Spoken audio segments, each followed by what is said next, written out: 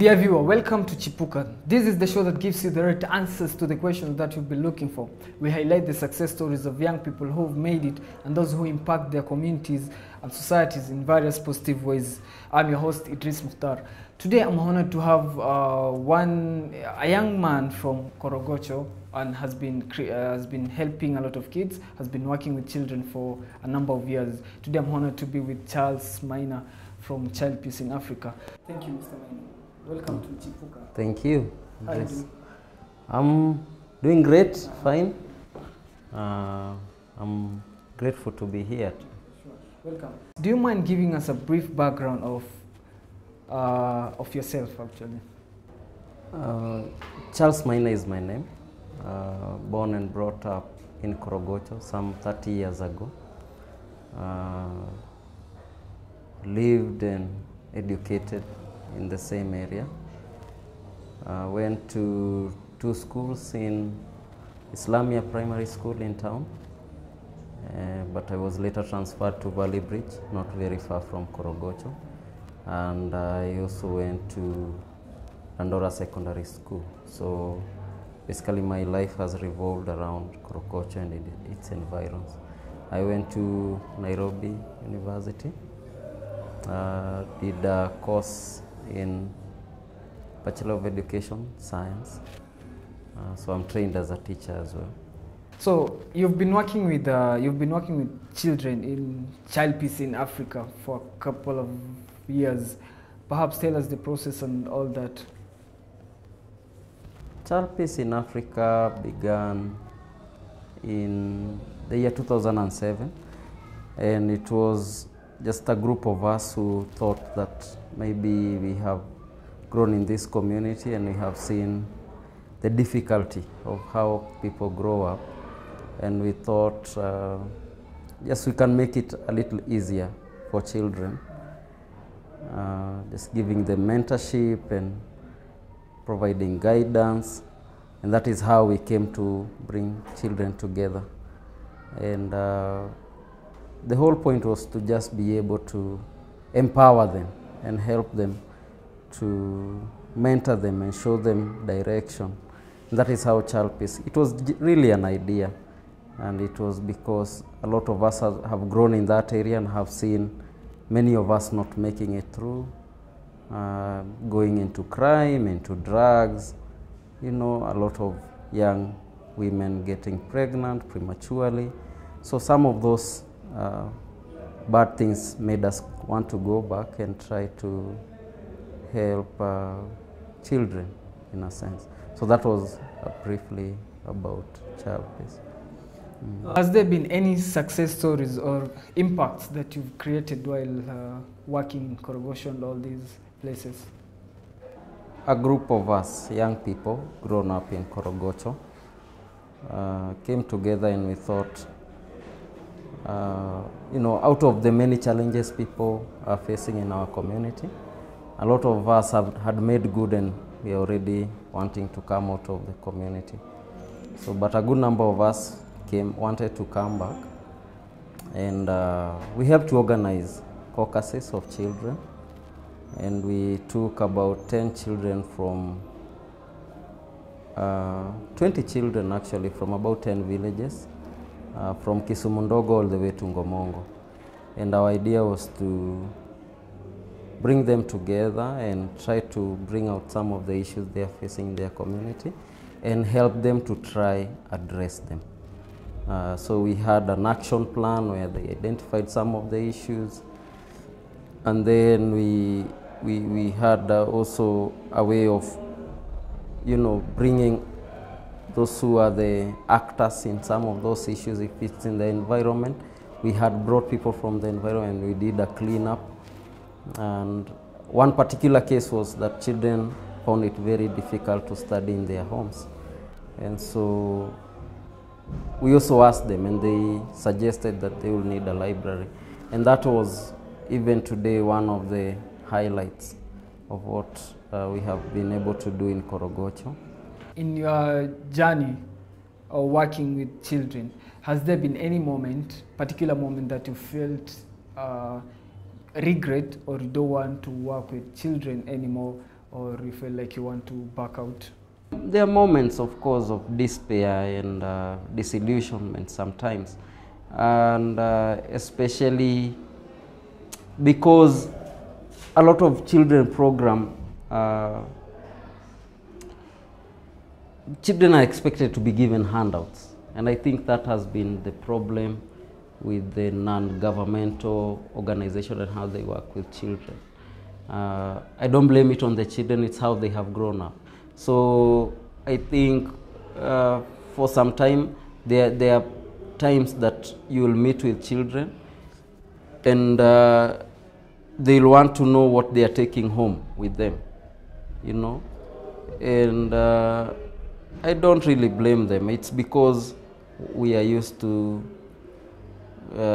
being given handouts, and that has been almost the, you know, I don't know, for lack of a better word, it's been the dark side of the NGO world. It's always been giving these children, other than looking at what skill you are gaining, other than looking at what opportunity you have been given, people are looking at the end of the day, what is it that I will carry home, for example.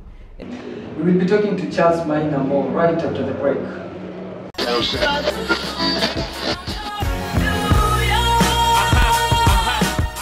These streets will make you feel brand new. Big light will inspire you. Let's all give it up for New York. My mama never needed a visa or a passport to go to New York. She cracked an eggshell and she got to New York. I was raised in a dark continent where fireflies inspired me, where the running waters from our streams ignited my dreams and made me feel brand new. Made me feel like a Masai Moran, a real warrior. Made me know how to spit like a real warrior. Because Mama Africa, you raised kings, you'll never be a slave. She was just by the way, between either way and any way. She didn't know which way to follow. In fact, she had no otherwise nor furthermore, but she fathers more motherless children. She's a chicken. Yes, not because she's weak, but because she knows how to protect her chick from the talons of the criminal hawk. She's a chicken because she knows how to provide even though she's broke. She's a chicken because she knows how to seize fire and leave no smoke. Now she places her palm on her heart and she breathes in so deep. She cries, she screams, she weeps, she cooks, she cleans, she sweeps, she kisses her kitchen goodnight before she sleeps. If she is a she, not a he, then she should be treated like a she, not an he. Then if God was a she, not a he, then the national anthem of this planet will be "Who Run the World?" Girls. Dear viewer, welcome back to Chipuka. I've been talking to Charles Maina of Child Peace in Africa. And so, Charles, do you mind telling us about Young African Leadership Initiative? You're going to meet the President of United States.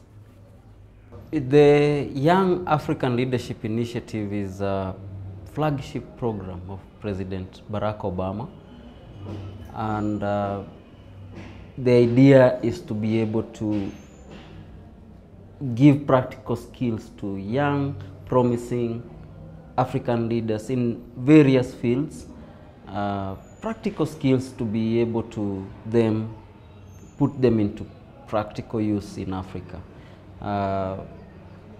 I am fortunate to be part of the inaugural Washington Fellowship, because the Young African Leadership Initiative is a big initiative, but there is a small group of people, about 500, who now go into the Washington program, which is basically a 6 weeks training in an institution of higher learning in the United States.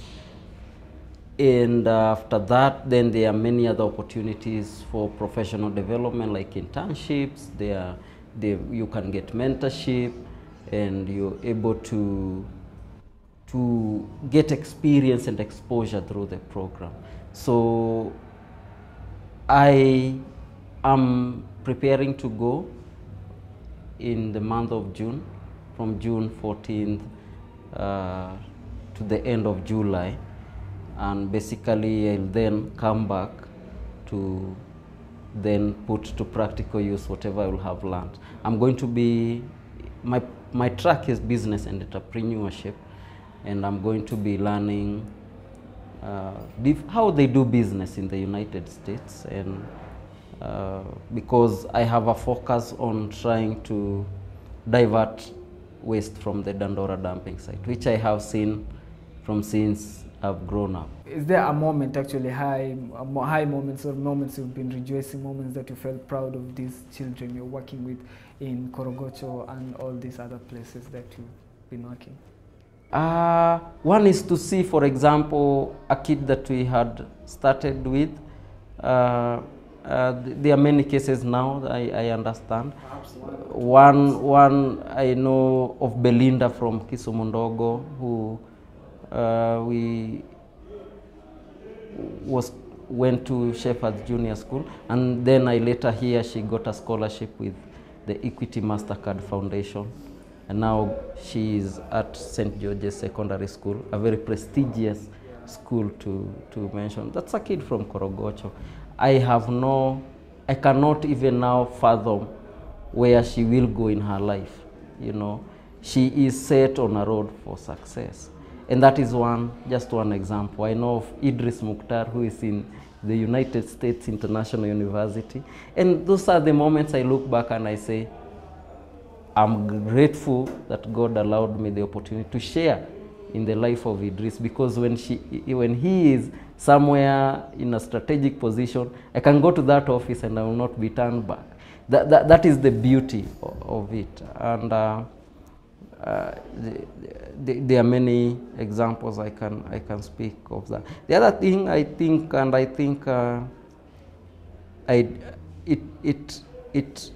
it is very encouraging when I see is to go to Kisumundogo when I'm visiting my family back in Koch.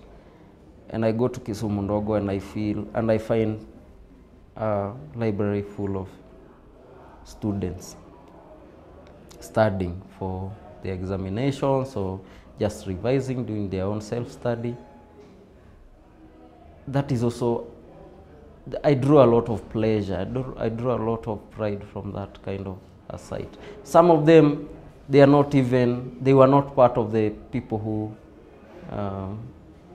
you know, worked to have that container there, you know. But they are enjoying that. They are enjoying that facility. And I'm grateful that it's because of the efforts of a lot of people working together to ensure that such a facility can be there for children, for generations to come. Thank you, Maina, for joining us. Thank you for coming to Chipuka. That was Charles Maina, a very humble gentleman with wise words. He's made it. He's impacted a lot of people in wherever he goes, in Korogosho, in Nairobi in particular, and a lot of different places. Charles Maina has made it. You can also make it. They always say successful people look exactly like you. I've been your host, Idris Mukhtar, and until next time, it's a bye-bye from me. And don't forget to like our Facebook page, that's KHub TV, and also view our YouTube page, KHub TV.